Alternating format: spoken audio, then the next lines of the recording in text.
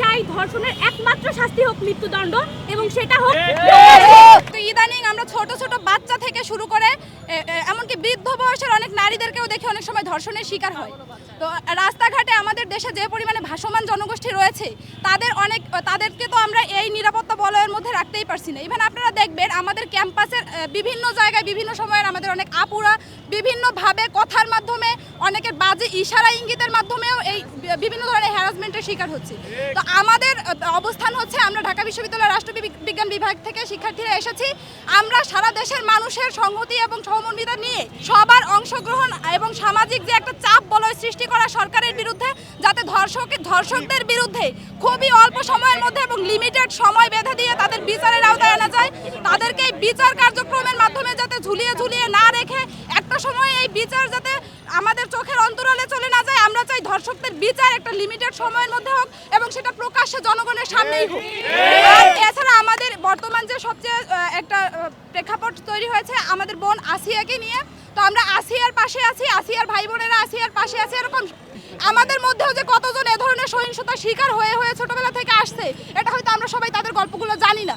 তো আমরা চাই এই ঘটনাগুলো এভাবে প্রকাশ্যে আসুক এবং বর্তমান যে ইন্টারিম সরকার আছে তাদের কাছে আমাদের দাবি তারা এই ধর্ষকদের বিরুদ্ধে একটা এমন এক ধরনের ব্যবস্থা নিক যেটা পরবর্তীতে যে সরকারই আসবে না কেন তাদের কাছে তারা যাতে এই বিচারটাকে ফলো করে পরবর্তীতে পদক্ষেপ নিতে পারে। পাশাপাশি সামনে যে নির্বাচন আসবে আমরা জানি, নির্বাচনের যে ম্যানিফেস্টেশন দিবে বিভিন্ন দলগুলো, তাদের নির্বাচনী যে প্রচারণা থাকবে এই প্রচারণার একটা অংশ যাতে ধর্ষণের বিরুদ্ধে হয়। তারা সবাই যাতে একদম দল মত নির্বিশেষে দেশের সাধারণ সব ধরনের মানুষ একই কাতারে এসে ধর্ষণের বিরুদ্ধে অবস্থান নেয়, তার জন্যই আজকে আমাদের এখানে আসা। বাংলাদেশের একটা এখন সামাজিক ব্যাধিতে পরিণত হয়েছে। গত 2.5 থেকে 3 মাসে এই বিষয়টা আরো বেশি বেড়েছে। দেশের আইন এবং দেশের যে আইন প্রণয়নকারী সংস্থা তারা আসলে ঠিক কী কাজ করছে এটা নিয়ে এখন আসলেই সন্দেহ প্রকাশ হচ্ছে বা প্রশ্নবিদ্ধ।